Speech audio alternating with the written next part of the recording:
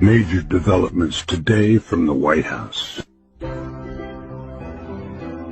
Former President Donald Trump is expected to make a decision within the next 2 weeks on whether the U.S. will formally step into the escalating conflict between Israel and Iran.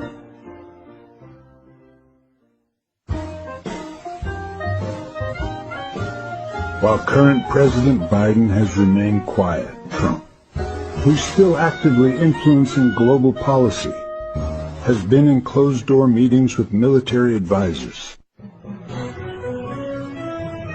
The White House confirmed today that discussions are focused on how best to support Israel while avoiding a full-scale global conflict. Meanwhile, the war on the ground continues to intensify.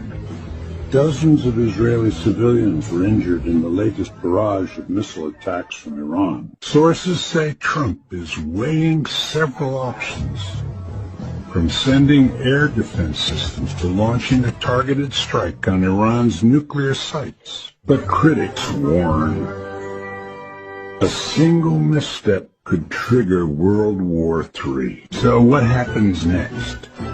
We may know within 14 days. Stay tuned and subscribe for live updates as this story develops. Hit the bell icon to stay informed.